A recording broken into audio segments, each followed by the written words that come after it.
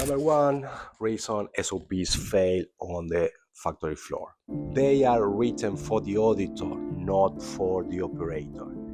This is the uncomfortable truth that nobody in manufacturing wants to admit. You have binders full of procedures, ISO certified, auditor approved, beautiful documents, and your operator never read them, not because they don't care, not because they are difficult, but because the SOP was designed to satisfy someone who visits you once a year, not someone who runs the machine 12 hours a day. I have seen this in mining, in automotive, in luxury retail, energy. The industry changed, the pattern stays the same. And here's the real damage. When your SOP is written for compliance, two things happen. First, the operator ignores it and relies on tribal knowledge. Second, you build a culture where the official way and the real way are two completely different things. The gap is where quality problems are born. My name is Diego Echenique and I am the co-founder and CEO of Sensei Lab. Throughout my career, I have worked with manufacturers across industries to improve operations, develop people, and solve complex business challenges through lean and continuous improvement. That experience led me to create Sensei Lab, an AI-powered platform that captures frontline expertise, transform it into living standard operating procedures, and help organizations preserve the critical knowledge, accelerate training, and continuously improve the way the work gets done. Let me describe a scene. You have probably lived this. Audit season is coming. The quality manager sends an email. All SOPs might be reviewed and updated by Friday. Nobody reviews anything. They open the document, they change the date, they close it. The auditor arrives, they flip through the binder, everything is signed, everything is dated, audit paused. Certificate renewed, and on the floor, nothing changed. The operator is still doing this job the way they learned from the person before them, who learned from the person before them. The SOP is a fiction, a very expensive, very official fiction. Here is what I want you to understand. This is not just a paperwork problem. It is a culture problem. When you sign up to your workforce that the documented procedure matters only when the auditor is in the building, you are teaching them that standards are for show, that the real work and the official work are different.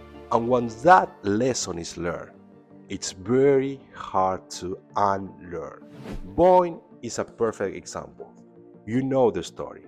When the culture shifts from engineering excellence to financial target, the systems were still in place. The procedures were still on the shelf. The documentation passed every audit. But the culture had changed. And when the culture changed, the documents become wallpaper. The lesson is this: an SOP that nobody uses is worse than no SOP at all. Because no SOP, at least you know you have a gap. A fake SOP, you think you are covered, and you are not. In Toyota, the standard worksheet is not a compliance document. It is a training tool. It is a baseline for improvement.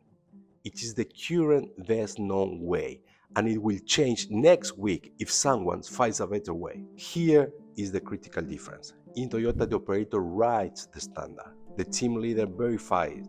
The group leader approves it. But the knowledge comes from the person doing the work every single time. And here's the part that most Western manufacturers completely miss. The standard work is not imposed. It is agreed upon. The operator and the team leader stand at the workstation together and they agree. This is the best way we know right now. Agreed. not dictated. When the operator owns the standard, they follow it, not because someone's told them to, but because it is their standard. They build it. They can change it. They are accountable for it. This is not a documentation system. This is respect for people made visible. The real Lean gives every worker on the floor the power to say, I see a problem. Here is my idea to fix it. And then that idea actually gets used. The standards gets updated. The improvement becomes the new baseline. That is what the standard work looks like when it is alive. Most companies I walk into, the SOP is a weapon. It is something the supervisors use against the operator. You didn't follow the procedure. It is something the auditors use against the plan. Your procedure says A, but I observe B. The SOP becomes a tool of blame, of enforcement, of control. And when people associate the standard with punishment, they will never engage with it voluntarily. They will hide it from it. They will do the minimum. They will sign the training record and go back to doing what they always did. Toyota does the opposite. In Toyota, the standard is a contract between worker and management. Management say, we will provide you with stable processes and the resources to do the job right. The workers say, I will follow the standard and I will improve it when I see a better way. That is the deal. Mutual obligation, not top-down enforcement. When short-term pressure wins over lean principles, you are not doing lean anymore. You are just pretending. And when your SOPs are written by engineers who never do the work, for compliance officers who never run the machines, you are not building a learning organization. You are building a documentation museum. So, what do you do if you are sitting there thinking, okay, my SOPs are probably compliance document. Now what? Number one, go to the floor. Pick one procedure. Ask the best operator to show you how they really do the job. Know what the SOP say, what they actually do. I promise you, it will be different, and that difference is the most valuable information in your plan. Number two, film it, record it, capture the operator explaining what they are doing, not in a conference room, at the workstation, when the knowledge is alive. This is what we do at Sensei Lab. We don't start with documents, we start with the reality. We capture the actual work, the cues, the rhythm, the judgment calls that never make it into the written SOPs. And number three, make the operator the owner of the standard, not the author, but the owner.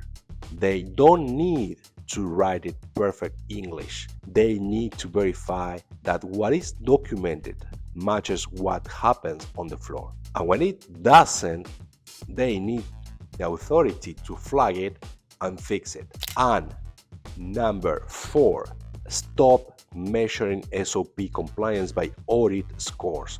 Start measuring it by, does a new operator trained on this SOP reach productivity in 3 weeks instead of 6 months? That is the only metrics that matters. So here's what I want you to take away from this video. Toyota did not invent better SOP templates. They invented a different relationship between worker and standard. The document is not the point. The ownership is the point. When your SOP is a living agreement between the people who do the work and the people who support the work, it works. When it is a compliance artifact, it fails every time. The real lean transformation takes 5 to 10 years. It depends. Depends the company, depends on the process, right? But if you are not ready to commit to that, honestly, the results will disappoint you. But you can start tomorrow. Pick one procedure, go to the floor, ask your best operator to show you what really happens, And then ask yourself, does this SOP on the shelf have anything to do with the work I just watched? If the answer is no, you know where to start. Is your organization truly ready to change? Not just the document. How standards are created, who owns them, and whether the person doing the work has a voice in defining the work.